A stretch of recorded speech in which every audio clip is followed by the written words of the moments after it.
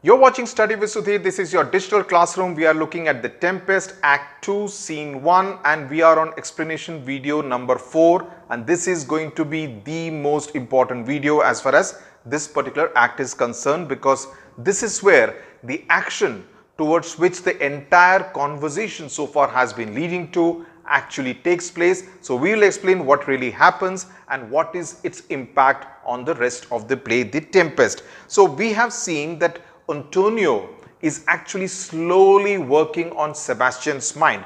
Not that Sebastian does not want to listen to what Antonio is saying, but the manner in which Antonio slowly poisons Sebastian's mind is very interesting, and that we saw in explanation video number 3. So those of you who haven't seen it, I would strongly urge that you do have a look at it before coming to explanation video number 4, so that you are completely aware of the context, right? Now, before we get into that, by now you have a fair idea about Antonio's character, right?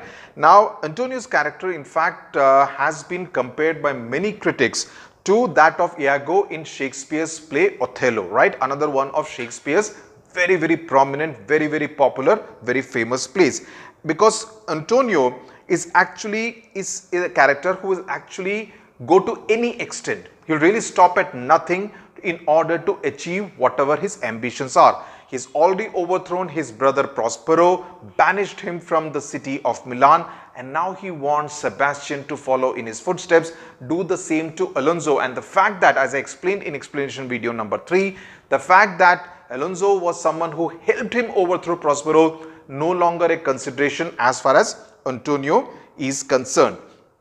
So in that sense, both Antonio and Iago in Othello can be described as villains who seek their own ends, who go to any extent to achieve what they want to achieve, and they frankly don't care who pays the price for the kind of villainy, for the kind of negative trait that they exhibit, right? So that is a point that you need to remember about Antonio. So if there is a character analysis of Antonio that comes in your examination, you could do well to exhibit your knowledge of Shakespeare's plays by actually bringing in a comparison of Iago from Othello, right?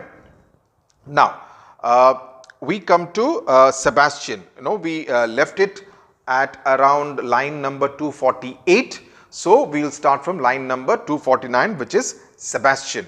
What stuff is this, right? So that's what he is asking to Antonio. What stuff is this, right? Stuff essentially is referring to nonsense. He says, what nonsense is this? How say you? It is true, my brother's daughter is the queen of Tunis, so is she the heir of Naples, betwixt which regions there is some space. So he kind of is shocked, but we do not know whether he's just pretending to be shocked, right? And he's saying that yes, it is true that she's a queen of Tunis, but she's also the heir of Naples, because just before that we have heard Antonio rubbishing Sebastian's thought that Claribel could be the heir to the throne of Naples, right? And he says yes, there is some distance between the two countries, that is Italy and Tunis. Antonio, a space whose every cubit seems to cry out, how shall that Claribel measure us back to Naples? Now, cubit is essentially a measure that varied from time to time and place to place, approximately about 45 centimeters or about 18 inches, the length of on average forearm. Keep in Tunis and let Sebastian wake. Say this word death, that now hath seized them. Why? They were no worse than they are, now they are. There be that can rule Naples as well as he that sleeps, lords that can prate as amply and unnecessarily as this Gonzalo. I myself could make a chow of as deep chat. Oh, that you bore the mind that I do, what a sleep were this for your advancement. Do you understand me? Now, quite a few words that you would do well to understand the meanings of. Now, when you are talking about the word measure, essentially its meaning travel or traverse, that particular distance that we have already spoken about in terms of cubit, right? How will Claribel actually traverse, journey through that distance and back to Naples, right? The other word that you need to know out here is amply and unnecessarily. Amply essentially means volubly, means very vocally, and unnecessarily means without a purpose, and prate essentially is referring to talk, right? great lords that can talk. And chaw essentially means a red-legged crow. It's a bird with red legs. So these are the meanings of some of the words that you would do well to remember, right? Now, for the explanation of what what Antonio is actually saying. Now, Antonio is basically now in this piece of dialogue revealing his plan. He says, yes, there is a distance between the two countries of Italy and Tunis, but every part of this distance is actually crying out and asking how can Claribel return to Naples. So he says that let her remain in Tunis and Sebastian be given a chance. So he says that it is not as if this man who is sleeping right now cannot be replaced, right? And he's obviously referring to the people who are sleeping, especially Alonso, right? So, and then he says, referring to Gonzalo, he says, I can also play the part that Gonzalo plays. Gonzalo is the advisor to the King of Naples, and he says that I can also play the part that this Gonzalo plays, right? Then he says they are now lying as if in death like sleep. So even if they are killed, it will not make any difference, right? So that's a kind of poisoning of Sebastian's mind that Antonio is doing pretty openly, very, very clearly. So then he says that you bore the mind that I do. So basically saying, if only Sebastian, you actually thought like me, Antonio, right? So if you thought like me, you will make use of their sleep right now for your progress, to guarantee and to work towards your progress in the Kingdom of Naples. So he's saying it very, very clearly that this is what you need to do at this point in time. Think like me, right? I already referred to sleep as a theme in the explanation video number 3 yesterday, right? Miranda first, then what Ariel does to all these people. So essentially sleep is an important theme in this particular play, and especially this particular scene that you need to be aware of, and they kind of abound in the conversation between Sebastian and Alonso, because even earlier, like they referred to, Sebastian refers to the kind of drowsiness that are feeling, and when Antonio says that he sees a crown dropping on Sebastian's head, he wonders whether he is really talking in his sleep, right? So it's a very sleepy language, so that's an important element in this particular play. Now Sebastian knows that he can do like Antonio, so he says, methinks I do. And how does your content tender your own good fortune? Now what does the word content mean out here? Now content essentially means contentment, right? So how does your contentment tender your own fortune? That is, how does your contentment or happiness advance your own fortune, right? So I remember you did supplant your brother Prospero. He says, I remember that you replaced your own brother Prospero, right? So Antonio says, true, and look how well my garments sit upon me, much fitter, that is much better than before my brother's servants who were my fellows. That is, the people who were there in my brother's court, Prospero's court, who were my colleagues, are now my men. That is, they are subservient to me. So he says that he can also do like Antonio. Sebastian can also do what Antonio did, and he says, look what I have gained, this particular royal dress that fits very well on me, much better on me, and my colleagues are now my subordinates. So but Sebastian, he wants to question him more and more, so that he wants Antonio to convince him 100%. But what about your conscience, he says. So it's an important thing that Sebastian is talking about conscience, and what he talks about next will actually show the villainous nature of Antonio, right? That he is really the villain as far as the Tempest is concerned. Antonio, sir, where lies that? If it were a kite, it would put me to my slipper, but I feel not this deity in my bosom. 20 consciences that stand betwixt me and Milan, candid be they, and melt before they molest. Here lies your brother, no better than the earth he lies upon. If he were that which now he is like, that's dead, whom I with this obedient steel, 3 inches of it, can lay to bed forever, right? Now let's look at the words. Now the word kaib essentially is referring to a sore on the heel, right? And candid is referring to the word frozen. It's essentially meaning frozen, right? So now what Antonio is saying, where does conscience lie? He's referring to the fact of the conscience, the question that Sebastian has raised. So he says, where does conscience lie? And if it was my heel, I would put a slipper on it. And I do not feel the conscience in my heart where it is expected or supposed to be. And if he says that if there were 20 consciences between me and Milan, I would actually freeze them, right?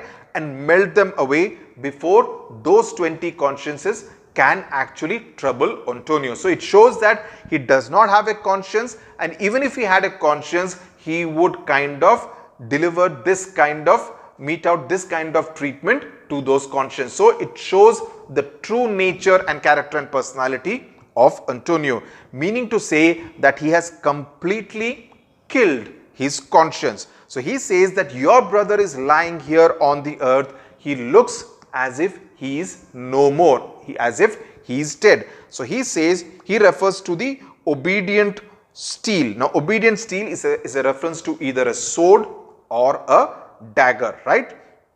So he says that with that I can make him sleep permanently. Permanently means sleep forever, as in death. So while I put him to sleep, Antonio says that Sebastian should do the same to Gonzalo, right?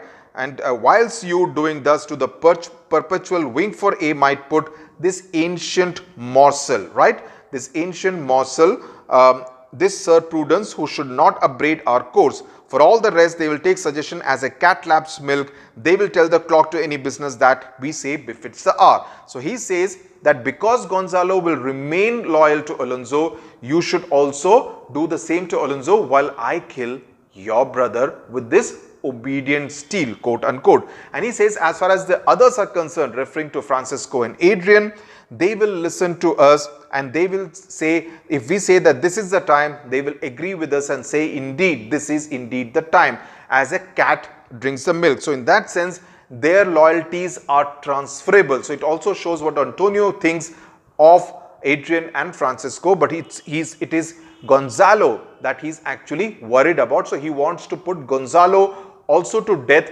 along with the King of Naples. Thy case, dear friend, shall be my precedent. As thou gotst Milan, I will come by Naples. Draw thy sword, one stroke shall free thee from the tribute which thou payest. Now, this is an important line. He says, Sebastian says, I am absolutely convinced by the explanation that you have given, by the argument that you have put forth. And he says that I will follow you, just as what you did with Milan, I will do with Naples. And pull your sword, and by killing the king, you will be free. Now, what is it in return to Antonio that Sebastian is offering? He says that you will be free from the tax that you are now paying to Alonso, the King of Naples, right? So you no longer need to be as subservient to Naples as you are now, in return for the help that you're providing me in becoming the next King of Naples, right? So this is important. And I, the king, shall be loving towards you, right? Antonio, draw together, and when I rear my head, do you the like and fall it on Gonzalo. So he says, pull out the sword, and while I raise my hand, you also need to do the same and let it fall. That is your sword, Sebastian's sword, let it fall on Gonzalo, right? They converse, but at the same time, Ariel re-enters, because obviously Ariel, the spirit, has seen that something sinister is going to happen, and Ariel goes and sings in sleepy Gonzalo's ear in order to bring him back to his senses. My master through his art foresees the danger that you, his friend, are in, and sends me forth, for else his project dies, to keep them living. So now Prospero, through the art of his magic, has realized and foreseen this danger and makes Ariel sing in Gonzalo's ear and says that you need to wake up, right? And that's why Prospero has sent him. And while you here do snoring lie, open-eyed conspiracy his time doth take. If of life you keep a care, shake off slumber and beware, awake, awake. So basically he's making Gonzalo get up, because he says that at the same time, while his project. His project that he is talking about is Prospero's project, and Prospero's project is what? To get Ferdinand married to Miranda, and as a result of which reclaim the dukedom of Milan. And once Miranda becomes the queen of Naples, even that kingdom of Naples will be as good as that of the Prospero Miranda family, right? So that is Prospero's grand plan. But as opposed to his plan, as I explained in video number 3, there is another plan which is afoot by Sebastian and Antonio, right? So you see two different plots and plans are actually afoot right there on different parts of the island for the same kingdom of Naples, right? And now he says, open night conspiracy, his time doth take, if of life if you keep a care, shake of slumber, beware, awake, awake. So while you are snoring and sleeping out here, another conspiracy is taking place. So at the same time, Antonio and Sebastian are about to kill Gonzalo and Alonso. So Gonzalo gets up, now good angels, preserve the king, because he has woken up just in time before the conspiracy can be executed. Now, why? How now? And he's kind of aghast, looking at them with their daggers or swords drawn. Alonso. Now the next one, in some books it is written as to Alonso, right? But actually it is spoken by Alonso, right? Ho awake, right? Ho awake, why are you drawn? Wherefore this ghastly looking? So Alonso also gets up and he kind of is surprised to see these two people with their swords drawn, and obviously they have been caught red-handed. Gonzalo is also awake. What's the matter? Sebastian now immediately makes up a story, gives an explanation, because they have been caught red-handed. Whilst we stood here securing your repose, even now we heard a hollow burst of bellowing like bulls or rather lions. Did it not wake you? It struck mine ear most terribly. So he says that he heard bulls or they could be lions, and he asked whether whether that sound, that roar did not wake you people up. And while we were guarding you, that's what we heard. That's why our swords, we had pulled them out. So that's a story that Sebastian makes quite soon. Alonso says, I heard nothing. Antonio says, it was a din as in a noise, to frighten a monster's ear, to make an earthquake, right? It was that loud a sound.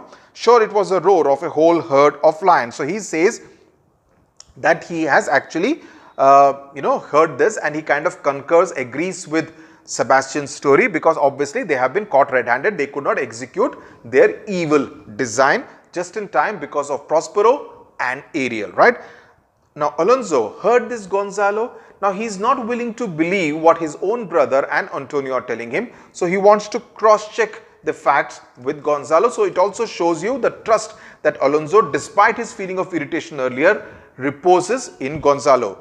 Upon mine honor, sir, I heard a humming, and he's speaking the truth, because Ariel was indeed kind of singing in Gonzalo's ear. So it had sounded to him like a humming. And that a strange one too, which did awaken me. I shaked you, sir, and cried, as mine eyes opened, I saw their weapons drawn. There was a noise, that is verily. Now verily means that is true. It is best we stand upon our guard, or that we quit this place. Let's draw our weapons. So he says, I did hear a noise, so it may be true what these two gentlemen are saying, and I saw them with their weapons drawn. There was a noise, so let us be kind of on guard, which means let's be vigilant on this particular island and actually quit this particular place, okay, and move away from here. Alonso says, lead off this ground and let's make further search for my poor son. So once again his thoughts are back to his son Ferdinand. Heavens keep him away from these beasts. That is, indeed, if there are bulls and lions roaming around on that island, he prays that let Ferdinand be safe from those wild beasts, for he sure is on the island. Lead away. Prospero, my lord, shall know what I have done. So king, go safely on to seek thy son. So Ariel at the end says that Prospero, his master, would know what he has done, and therefore king, he can go on to safely search for his son. So that is the action that takes place, the dramatic action that takes place in explanation video number 4, the concluding part of Act 2 Scene 1, which is one of the more important scenes in this particular play. And explanation video number 3 and 4 in particular, whatever different pieces of dialogues are there of Antonio, Gonzalo, Sebastian, very important. So please do go through the explanation videos, take notes so that you can do justice to whatever questions that are asked from any of the passages in this particular Act 2, Scene 1. So that is something which you need to be aware of. So that is as far as the themes are concerned of this particular scene. We will move over to Act 2, Scene 2 and continue to do the entire Tempest. I do expect to finish off the entire Tempest by the end of October, max by the middle of November, so that you have sufficient time in order to revise before your final examinations. Thank you very much for watching.